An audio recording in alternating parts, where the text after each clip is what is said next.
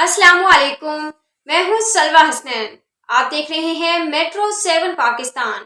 آئیے چلتے ہیں کراچی کی خبروں کی جانب۔ انجمن تحفظ مقدس اوراق کے بانی حاجی محمد قاسم نے مسلمانوں سے اپیل کی ہے کہ شادی کارڈ میں قرآن مجید کی آیات چھاپنے سے گریز کریں۔ انجمن تحفظ مقدس اوراق 1986 سے مقدس اوراق کی حرمت اور عزت کے لیے یہ کام کر رہی ہے۔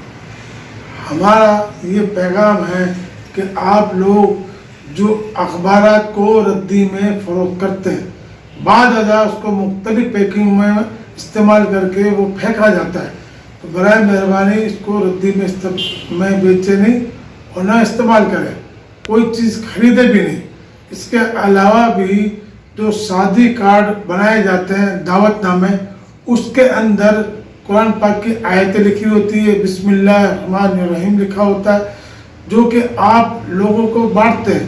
اب ان لوگوں کے گھروں میں جگہ نہیں ہوتی، وہ کہاں رکھیں گے؟ بعد ازاں وہ پھینک دیتے ہیں۔ یہ بے حرمتی اور بے ادبی کا باعث بنتی ہے اور آپ کے پیسے بھی ضائع ہوتے ہیں۔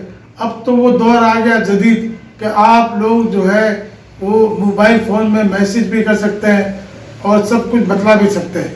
آپ کو دعوت نامے چھاپنے کی یا بنانے کی ضرورت نہیں ہے۔ اور اس کے علاوہ جب آپ یہ عمل کریں گے تو قرآن پاک کی بے حرمتی ہوگی تو کل قیامت میں آپ کیا جواب دیں گے؟